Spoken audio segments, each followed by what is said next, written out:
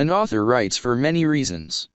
These reasons may change depending on the type of the written piece, however, the most common ones can be seen in the following chart. Read the information on it and do the following exercise. Why did the author write this piece? First, persuade. The author tries to get you to do something or believe what he is saying. Second, inform. The author gives you information about a topic. Third, compare. The author shows the differences or similarities between things, people, etc. Fourth, entertain. The author tells us a story that we will enjoy. Fifth, criticize. The author says something or someone is wrong or bad. Sixth, describe. The author tries to describe and reveal a particular person, place, or thing. Here's an example of a text, the purpose of which is to persuade. Even if your computer collapses or your phone decides to go swimming, your things will always be safe in Dropbox and can be restored in the blink of an eye. Dropbox is like a time machine that lets you undo errors and even recover files that you accidentally put in the bin. Here's an example of a text, the purpose of which is to inform. The flu is a virus that moves from person to person when people cough or sneeze. It can also get on your hands if you touch a surface that a sick person has contaminated. Wash your hands well. Here's an example of a text, the purpose of which is to compare. Jan and Jill are twins. They both have curly blonde hair and blue eyes. The girls love to play with their dolls and bake cookies. It seems that Jan and Jill are exactly the same, but there are many differences between them. Jan wears glasses and Jill does not.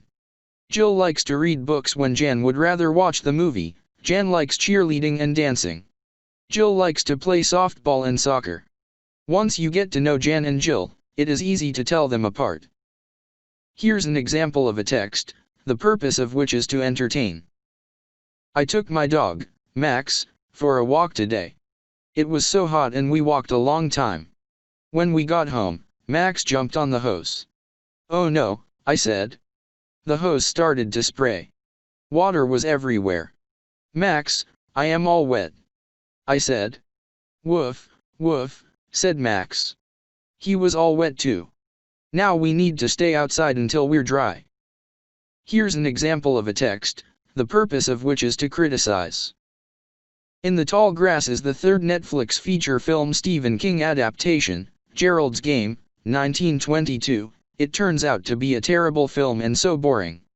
The first 15 minutes you are tempted to believe that The Tall Grass has an interesting plot. Then it slowly begins to fall apart and everything becomes redundant but not in a good way. The fight scenes are dull for the exception of someone's head being smashed together. There is unnecessary repetitive scenes of a pregnant woman screaming, irritating scenes of blurred visions, 101 minutes of just grass swaying which gets repetitive and boring. There is absolutely no explanation. Here's an example of a text, the purpose of which is to describe. The OnePlus Nord is an attractive phone. The most striking thing about our particular unit is the color, which OnePlus calls blue marble. The camera cluster on the back is now arranged on the left side, much as has become tradition lately. The front of the phone will likely be controversial for some people. OnePlus has adopted not just the hole punch design but a pill-shaped cutout for the dual front cameras, making their debut on a OnePlus phone. Speaking of dimensions, the Nord isn't particularly small nor light. It's slightly thicker, wider, and heavier than the OnePlus 8,